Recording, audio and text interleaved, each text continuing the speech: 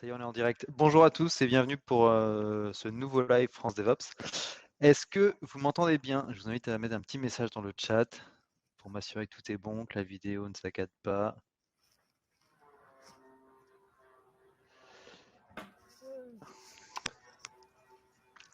Ok, merci beaucoup Alexis.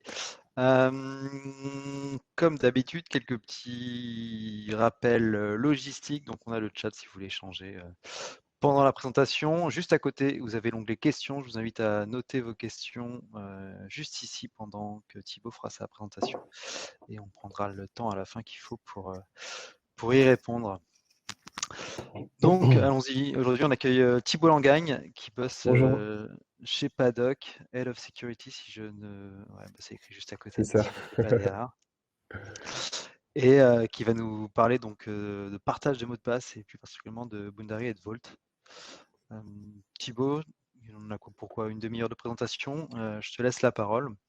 Moi, je vais te laisser seul sur scène et je reviens juste après pour la séance de questions-réponses. Je te laisse te présenter et enchaîner sur ta presse. Merci beaucoup, à tout à l'heure. À tout à l'heure, merci. Bonjour à tous, du coup. Comme ça a été si bien introduit, je m'appelle Thibaut et je suis directeur technique du pôle cybersécurité chez Paddock. Je voulais vous parler d'un setup intéressant qui utilise Boundary et Vault. Et effectivement, je vous invite à laisser les questions pour la fin du talk. Ce sera plus simple. On pourra échanger à la fin, on aura du temps. Du coup, au sommaire, une rapide présentation de Paddock en une slide. Promis, ce ne sera pas plus long. Ensuite, je vous expose le problème qu'on a eu chez certains clients, les différentes solutions qu'on a étudiées. Et après, on va zoomer sur une solution qu'on a trouvée assez intéressante qui utilise du coup des produits d'HashiCorp. Il y aura forcément une démo un peu plus tard et ensuite, on passera à la conclusion et aux questions. Le but, c'est que je vous montre aussi des bouts de code Terraform qui ont servi à faire le setup. Donc, n'hésitez pas à bien noter toutes vos questions. Paddock fait partie du groupe Theodo. On fait du DevOps, de la sécurité et du cloud. Et donc, plus particulièrement sur la partie sécurité, on va builder le genre de solution que je vais présenter aujourd'hui. On fait aussi du pen test, web, Kubernetes, CI/CD, toutes sortes de scénarios d'intrusion dans le milieu DevOps. Et on travaille globalement sur tous les cloud providers. Alors, du coup, si on parle un peu du problème, peut-être même des problèmes, la situation assez classique qu'on voit dans la plupart des entreprises, c'est qu'il y a encore beaucoup de mots de passe qui sont de longue durée. L'univers cloud aujourd'hui permet de vraiment réduire ça avec les rôles IAM dans AWS, avec les comptes de services GCP ou les services principaux dans Azure. Déjà, on a énormément réduit le nombre de mots de passe. En tout cas, tous les mots de passe d'accès au cloud, souvent maintenant, sont temporaires. Ça, c'est vraiment une bonne chose. On a aussi beaucoup limité les mots de passe au niveau de la CI/CD. Maintenant, on peut utiliser des mécanismes d'OIDC pour autoriser un repo ou un groupe de repos à se connecter sur le cloud et du coup, par exemple, sur Kubernetes pour déployer des ressources. Donc, il y a vraiment une grosse amélioration ces dernières années sur ce problème de mots de passe et de credentials qu'il faut stocker quelque part. Mais il y en a encore beaucoup, en particulier les mots de passe de base de données. Des clés SSH aussi, mais voilà, je pense que c'est vraiment les deux use cases principaux en termes de mots de passe longue durée. Et je parle pour les humains comme pour les machines. En tant qu'humain, souvent, on va avoir dans l'entreprise un qui passe avec des clés pour venir se connecter sur une DB, des clés SSH pour se connecter sur un bastion, c'est des choses qu'on voit assez souvent. Et les machines aussi, quand on voit des applications, des pods, elles ont souvent une clé, un secret qui est bien configuré, hein, qui n'est pas en clair dans le code, qui va être par exemple mappé sur un external secret dans Kubernetes ou même stocké dans un vault, mais qui est en fait non temporaire, quoi. Et donc ça pose quand même des soucis si jamais le compte d'un développeur est compromis ou le compte d'une machine et que ces accès sont volés. Après, on n'a pas forcément d'informations sur leur utilisation. et c'est assez compliqué à renouveler aussi. Et l'autre problème, c'est l'auditabilité par rapport aux mots de passe qui sont partagés. Si tous les développeurs utilisent le même mot de passe pour se connecter, par exemple, sur une DB de prod pendant l'astreinte, au moment où il va y avoir une attaque, si ces creds sont utilisés, on ne saura pas qui les a utilisés précisément. L'autre problème aussi, c'est qu'il y a assez peu de systèmes just-in-time. Je reprends l'exemple des astreintes, mais lorsque quelqu'un a besoin pendant une astreinte d'accéder à un système, il va avoir besoin d'accès privilégié. Ce n'est pas pour autant qu'il doit avoir ces accès-là qui lui sont garantis 24 heures sur 24. C'est assez intéressant d'avoir des systèmes où on peut demander des accès, même en self-service, hein, sans forcément avoir d'autorisation d'une tierce personne. Mais c'est encore des choses qu'on voit peu dans les entreprises. Et un autre problème qui, lui, n'a rien à voir, qui est plutôt côté réseau, c'est que les contrôles d'accès réseau, aujourd'hui, c'est beaucoup ce que j'appelle tout ou rien. Par exemple, si on prend un bastion SSH assez classique, soit on a accès à ce bastion et donc on a accès à tous les assets auxquels ce bastion a accès, d'un point de vue réseau, hein, bien sûr, soit on n'a pas accès au bastion. Donc, on ne peut pas contrôler que telle personne a uniquement ses accès réseau en fonction de ses droits, par exemple, de son groupe SSO. Donc ça, je trouve que c'est aussi dommage, c'est pas assez granulaire. Un autre exemple, ça pourrait être de faire du whitelisting d'IP. Hein. Vous vous dites, OK, on va protéger une DB ou un cluster Kubernetes, on va mettre un whitelisting d'IP. Bah, c'est pareil, c'est soit on a cette IP, on a accès à tous les assets qui sont whitelistés, qui utilisent ce whitelisting, soit on a accès à rien. Voilà, donc les questions qui peuvent se poser, c'est comment est-ce que je peux générer des mots de passe à la demande, au besoin, des mots de passe temporaires? Est-ce que je peux utiliser le même système pour mes développeurs et aussi pour mes machines, donc mes pods ou mes serveurs, éviter d'avoir à gérer plusieurs systèmes? Et est-ce que je peux donner un accès réseau conditionnel en fait en fonction de droits d'une certaine personne? J'ai listé quelques solutions. Alors forcément, la liste n'est pas exhaustive. Ça, c'est certaines solutions qu'on a pu tester. Je vous invite même à mettre dans le chat des solutions qui pourraient répondre à ce problème, ça m'intéresse. Là, j'ai mis un peu les principales qu'on voit chez nos divers clients. Donc, à gauche, les différentes solutions et en colonne, la première colonne, Conditional Network Access, en fait, c'est justement, est-ce qu'en fonction de mes droits, je vais avoir certains accès réseau et pas d'autres? Est-ce qu'un seul bastion peut donner des droits réseau, des accès réseau différents en fonction des droits de l'utilisateur? Est-ce que je peux générer des secrets dynamiquement? Donc, est-ce qu'à la volée, un utilisateur va pouvoir générer un nouveau set de credentials temporaires pour accéder à une ressource? Est-ce que c'est gratuit ou pas?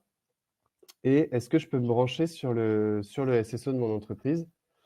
Alors, quelques disclaimers sur le tableau avant que vous envoyiez trop de remarques, d'insultes dans le chat. Téléport, oui, ça peut être gratuit, mais si on veut brancher le SSO, ça devient payant. C'est pour ça que j'ai mis que ce n'était pas gratuit. Par contre, ça fait très bien le travail.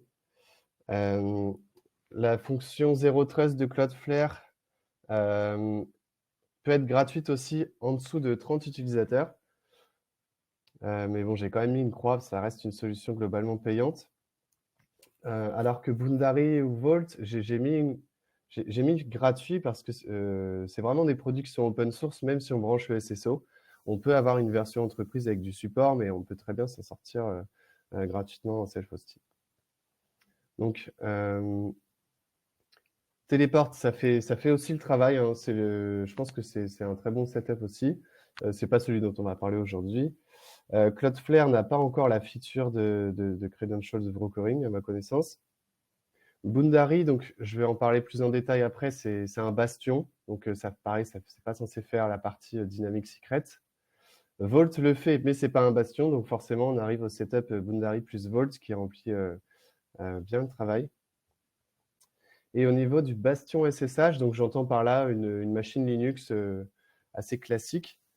Donc là-dessus, on peut le plugger au SSO si, par exemple, on utilise les features de connexion via ses rôles IAM dans GCP ou dans AWS, par exemple.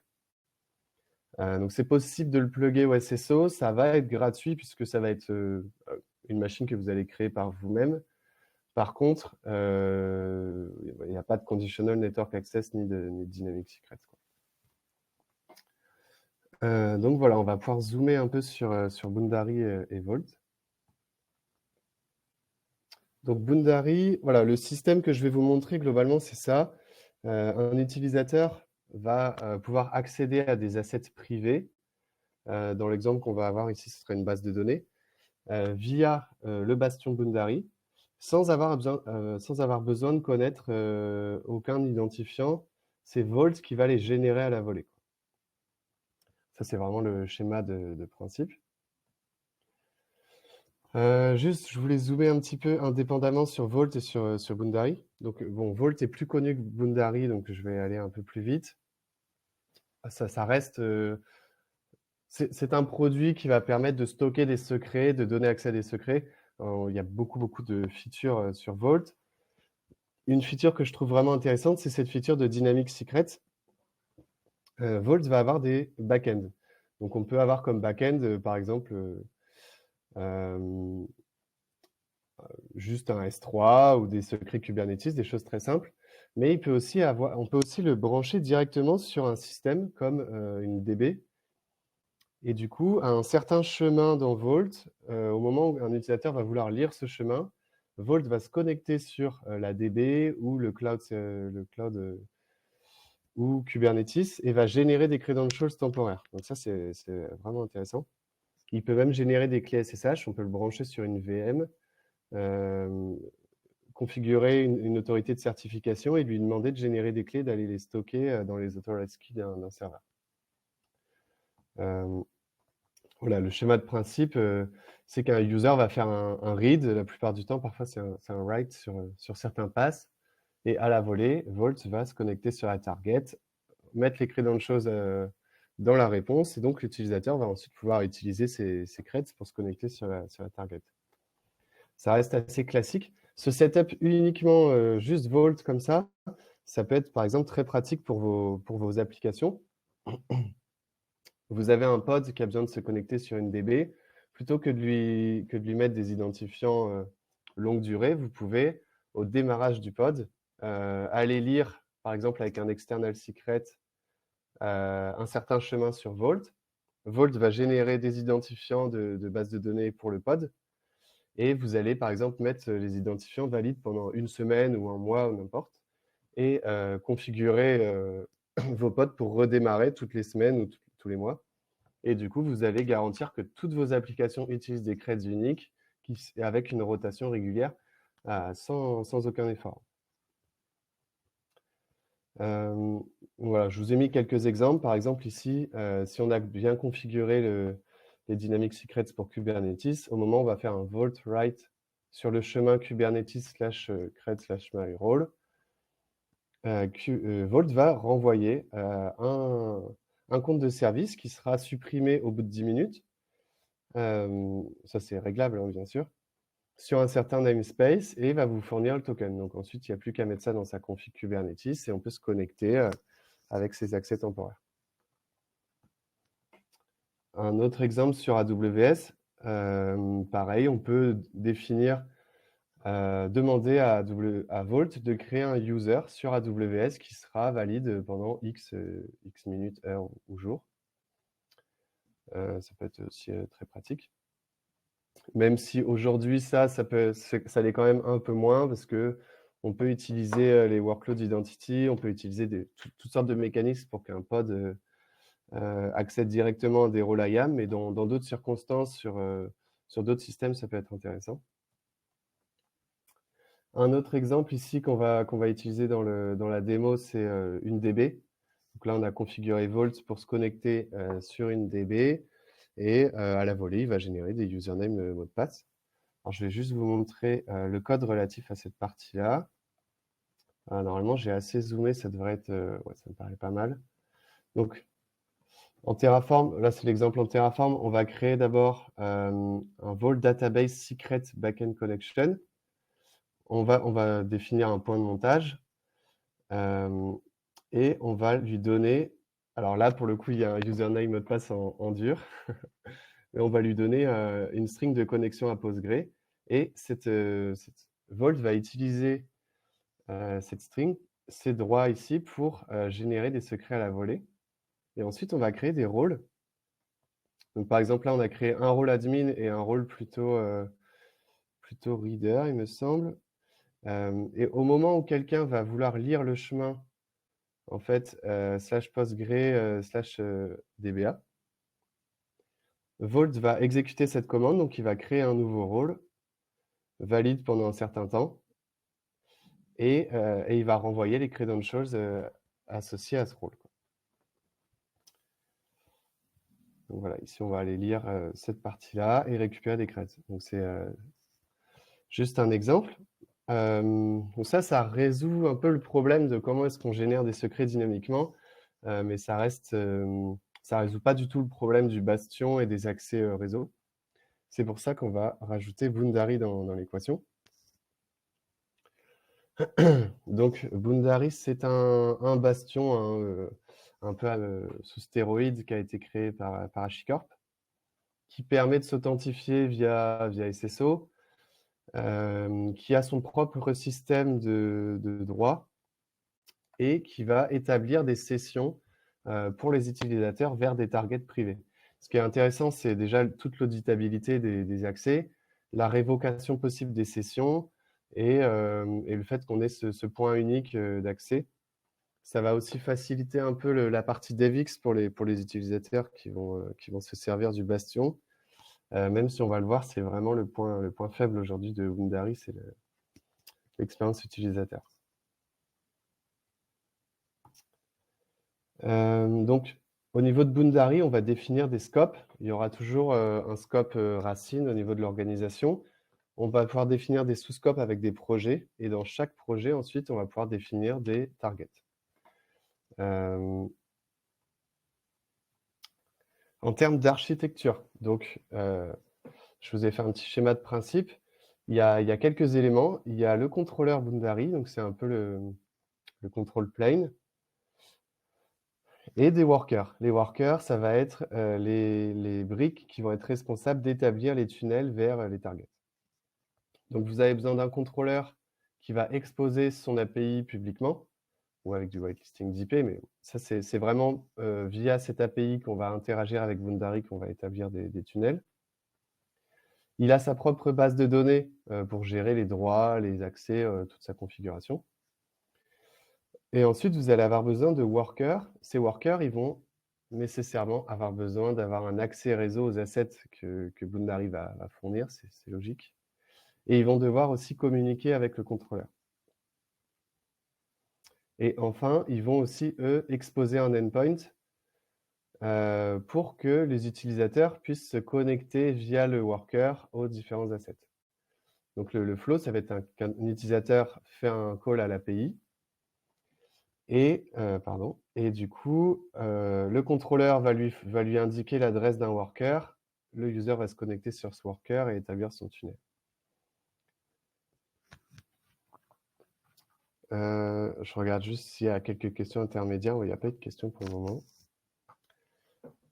Donc ici, on a un exemple de connexion, Boundary Connect. On veut se connecter avec le protocole Postgre. On doit définir une target. C'est là où vous voyez que l'expérience utilisateur est mauvaise, c'est qu'on a cet ID de target qui n'est pas du tout friendly. L'adresse de l'API. Donc là, ici, dans l'occurrence, c'est boundary-api.paddock.school et le nom de la DB. Et instantanément, on va obtenir un shell. Donc ça, si tant est que le développeur connaisse l'ID de target, c'est quand même assez confortable. Je n'arrive pas à revenir en arrière dans mes slides. Voilà, c'est assez confortable. On ne connaît pas le mot de passe, on ne connaît même pas le user, juste on veut se connecter sur une DB. La user story, c'est je veux me connecter sur une DB qui est privée et point barre. Un point important ici, si je n'avais pas précisé le Postgre, en fait, je peux faire une connexion, ça va juste ouvrir une connexion TCP, et en retour, ça va m'afficher un JSON avec le user, le mot de passe et le port qui a été ouvert localement sur ma machine. Et après, je peux utiliser des outils comme PGAdmin ou n'importe quel outil. C'est quand même assez flexible. Boundary, ça permet de faire directement du Postgre, certains protocoles de base de données, du Kubernetes, kubectl, du SSH. Je ne sais plus exactement quels sont les autres protocoles qui sont nativement supportés par la CLI, mais sinon, vous pouvez juste faire un connect et ça va juste vous ouvrir une socket TCP. Après, vous branchez n'importe quoi dessus. Donc voilà, le flow complet est ici. Ça, c'est vraiment masqué, hein. L'utilisateur, c'est juste, je vous montre un peu les internals de Boundary. En premier lieu, voilà, on va faire une demande de connexion au contrôleur. Donc, c'est la commande que je vous ai montrée avant. Le contrôleur vérifie dans sa DB les droits du user, lui renvoie un session ID des creds et l'adresse en fait d'un worker auquel se connecter. Et automatiquement, ça ne se voit vraiment pas pour l'utilisateur, mais il y a une connexion qui est faite au worker avec toutes ces infos. Et le worker va établir un tunnel vers la target et ensuite l'utilisateur, il a juste un tunnel TCP très simple qui va le brancher sur la target. On peut même faire du tunneling HTTP hein, si on veut donner accès à des applications web. Alors là-dessus, Teleport marchera mieux que Boundary. Boundary, il y a quelques soucis au niveau des hosts, forcément dans le code HTML des applications, il y a des liens vers la target, ce ne sera pas exactement la même adresse. Donc il y a des tweaks possibles avec soit mettre un squid proxy à droite ici, soit modifier son etc host, mais bon, ce n'est pas du tout l'objet du talk. Si vous voulez m'en parler après, on pourra en discuter. Donc ça, c'est le flow classique. Et si on vient mélanger ce que j'ai dit tout à l'heure avec le Vault, le fait qu'une entité puisse demander à Vault des credentials et que Vault lui renvoie ses creds, en fait, on aboutit à ce schéma. C'est le même schéma que tout à l'heure, mais il y a ces 3 flèches supplémentaires en bleu ici. C'est qu'au moment où un user va essayer de se connecter, Boundary va lui-même se connecter à Vault et générer un jeu de credentials qui sera temporaire. Donc, pour être sûr d'être bien clair, au niveau de Boundary, soit on définit des creds statiques qui sont inclus dans la connexion et l'utilisateur se connecte sans connect de creds, mais c'est des creds statiques. Soit on définit un backend de type Vault et là, on va avoir des creds dynamiques. C'est là où ça devient vraiment intéressant. Soit on définit aucun creds et c'est l'utilisateur qui va devoir les connaître. Donc là, on est vraiment dans le setup maximum avec des creds dynamiques. Au niveau du code, comment ça se passe? Ici, côté Vault, on va créer une policy qui va autoriser la lecture des clés dynamiques qu'on a créées tout à l'heure. Et on va créer un token qu'on va fournir à Boundary. Donc là, on lui a mis la policy Boundary Controller qui va permettre à Boundary de lire les chemins. Et côté Boundary, du coup, ce qu'on va faire, c'est qu'on va créer des targets. Donc, par exemple, là, on a 2 targets qui pointent vers la même base de données, vers le même host ici, mais qui va utiliser un credentials différent. Ici, on a le credentials analyst, ici, on a le credentials DBA. Voilà, on a configuré la target pour automatiquement utiliser le Boundary Credentials Library Vault qui se trouve ici. Donc, comment est-ce qu'on branche Boundary à Vault? Simplement, on a besoin d'un token. Ça, c'est l'avantage de Vault, là, c'est qu'il apparaît uniquement dans le state. Et on lui fournit un scope. Il y a toujours une notion de scope dans Boundary. Et puis, forcément, on doit lui donner l'adresse de Vault. Et une fois que ça c'est fait, on peut créer des credentials library et lui dire bah, tu vas aller à tel chemin. Dès qu'un utilisateur va se connecter sur une target, tu vas aller chercher le secret à ce chemin-là. Ça pourrait être un secret statique qu'on a mis en dur dans Vault. En l'occurrence, ici, c'est un secret dynamique, donc ça va générer des secrets temporaires. Voilà, j'espère que c'est clair. Il y a une petite question. Peut-on utiliser Boundary avec des outils GUI de connexion? Ouais, complètement. Je vais vous montrer juste après. Justement, ce que je disais à ce slide, c'est que si on ne spécifie pas le Postgre ici, ça va juste ouvrir un port localement et fournir les infos pour se connecter. Donc après, tu peux brancher n'importe quel outil dessus. C'est ça qui est assez puissant aussi, je trouve. En plus, si vous avez des équipes de développeurs, vous pouvez leur scripter pas mal de choses, leur préparer un maximum d'outillage pour leur faciliter la vie. Donc voilà, ça c'est le Credential Store, c'est ce que je viens de vous montrer, et la target. Donc on va passer à la démo. Donc j'ai en variable d'environnement un token Boundary, je me suis connecté au préalable. Et maintenant, si je veux me connecter sur Postgre, je vais juste effectuer un connect Postgre. La target qu'il faut lister au préalable, c'est ça qui est vraiment un peu problématique avec Vault. Avec Boundary, c'est qu'il faut lister les targets. Et, si on n'a pas cet ID, en fait, on ne peut pas se connecter. Et très rapidement, voilà, on a accès à Postgre. Et donc, si je regarde les utilisateurs, je vois en fait que ici, ça, c'est l'utilisateur qui a été créé par Vault là, à l'instant, il y a une seconde. Et le mot de passe, il est valide pendant je ne sais plus exactement combien de temps j'ai mis, mais tac, le mot de passe est valide pendant 24 heures. C'est ça. Et donc ça, c'est les droits qui m'ont été attribués en fonction de mes droits dans Boundary. Et du coup, Alexis, je vais te montrer, si jamais on veut se connecter avec un outil, par exemple, voilà, pgadmin, je vais juste faire un connect. J'enlève la base de données, je lui définis juste la target, et là, j'obtiens en fait le port TCP sur lequel la connexion a été... j'ai une socket qui est en écoute. J'ai juste mappé le port 5432 de la base de données qui est privée sur mon port 46193 localement. Et voilà, ça c'est le nouveau user qui a été généré à la volée et le mot de passe temporaire. Donc là, je pourrais en fait ouvrir un second shell et venir me connecter dessus. Alors, je vais juste me mettre en blanc. Mais là, je pourrais faire un PSQL, voilà. Hop. Récupérer le user ici. Récupérer le port.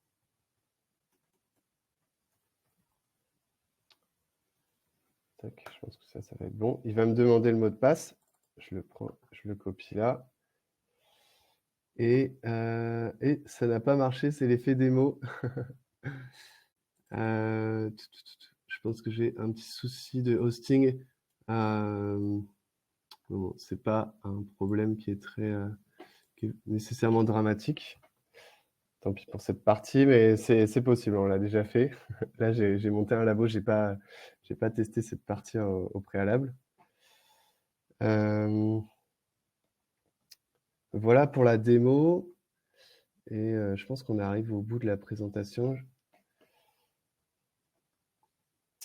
Donc, en conclusion, on peut générer des mots de passe à la demande sur certains backends, hein, pas tous, mais en particulier les bases de données, c'est là où c'est vraiment le cœur du problème. En plus, c'est là où sont stockées les données sensibles d'une entreprise avec Vault.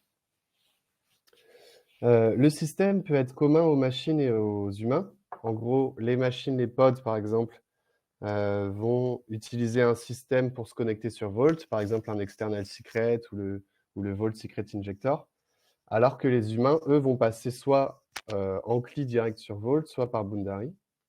Et l'accès réseau conditionnel peut être donné avec Boundary. Est-ce que je peux vous montrer la Web UI? Oui, complètement. C'est une bonne idée. En plus, elle est là. Donc, au niveau de la Web UI, c'est assez minimaliste, mais ça fait le travail. Là, on a défini un projet qui s'appelle projet. Là, j'ai créé un user local qui s'appelle Jeff, mais on peut plugger le SSO, comme je disais tout à l'heure. On peut créer différentes méthodes d'authentification et mapper ensuite les rôles sur les groupes SSO, ça se fait. C'est pas la chose la plus évidente à faire, mais ça se fait. Je pense que les deux gros points d'amélioration de Boundary, c'est la CLI et la partie configuration des rôles. Et ensuite, ici, on peut voir les sessions. Donc là, il n'y a pas de session ouverte. Par contre, si j'ouvre une session, alors je vais juste ouvrir une session, je vais rajouter le Postgre. Je ne pense pas que ça change grand-chose.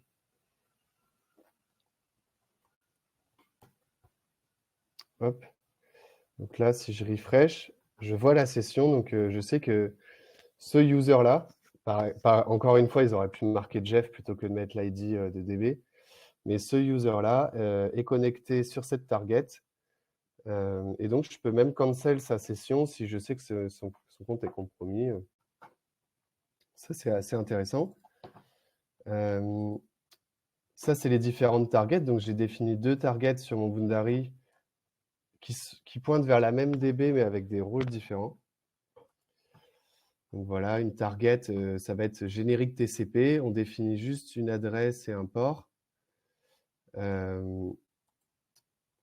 C'est lié à des hosts sources. Voilà, là-dedans, il y a après l'adresse de la DB. Et il y a cet onglet Brokered Credentials. Est-ce que je veux insérer des secrets ou pas? Ça, c'est ça qui est assez intéressant. Donc, en fait, dans la partie Credential Store, soit je vais avoir des stores statiques où je vais stocker mes user mots de passe statiquement, soit j'ai le Vault Credential Store. Et donc là, on peut voir un peu les détails que je vous ai montrés dans le code. On a l'adresse du Vault. Et ici, on a les Credentials Library. Donc, dès qu'on veut se mapper sur un pass dans Vault, on va avoir une Credential Library qui va être créée. Et voilà, pour lui, hein, c'est à peu près tout. Alors, les produits sont plus open source depuis cet été, ce qui est une exception pour Boundary et Vault. C'est une bonne question. En fait, tu as toujours le droit de l'utiliser gratuitement. Ce que tu n'as pas le droit de faire, c'est de monter des produits qui vont faire de l'argent avec. Donc, je pense que on n'est plus dans une licence open source, mais tu as quand même le droit de l'utiliser gratuitement. Effectivement, j'ai eu un abus de langage sur cette partie. On a une autre question de Martin. Est-ce que les target ID sont fixes afin de pouvoir les injecter dans un outil de gestion centralisée? Alors, ouais, c'est une bonne question. On peut définir des targets fixes, mais on peut aussi lui donner, de faire de l'auto-discovery. Donc, il peut automatiquement découvrir des nouvelles targets. Je ne sais pas exactement si ça répond à ta question. Et après, toi, tu peux aller les... En tout cas, une fois qu'une target est créée, l'ID ici il bougera plus. Ça, c'est clair. C'est juste qu'il faut que tu le récupères en Terraform ou il faut que tu le récupères avec un script bash ou autre. Ouais, donc j'ai plutôt répondu à la question de Michael. Est-ce qu'il est possible de faire de la discovery de service? Oui, tout à fait. Et l'auditabilité sur les requêtes PostgreSQL ou les commandes SSH, ouais, alors ça c'est une bonne question aussi. La réponse c'est oui, c'est pas si simple, mais ici en fait on peut auditer qui s'est connecté à quoi, quelle session a été utilisée. Et du coup, on va pouvoir savoir par rapport au nom qui a été généré pour telle session. Si on va chercher dans les logs de la DB, on pourra refaire le mapping. On se dira, OK, il y a en fait dans les logs, on ira voir qu'il y a tel analyste, tel user en fait qui a fait telle ou telle commande par exemple dans le wall Postgre ou dans n'importe quel système de log que vous avez. Et ça, on va pouvoir aller le retrouver ensuite dans les logs Boundary. C'est pas trivial, mais oui, c'est possible. En cas de problème, c'est tout l'intérêt.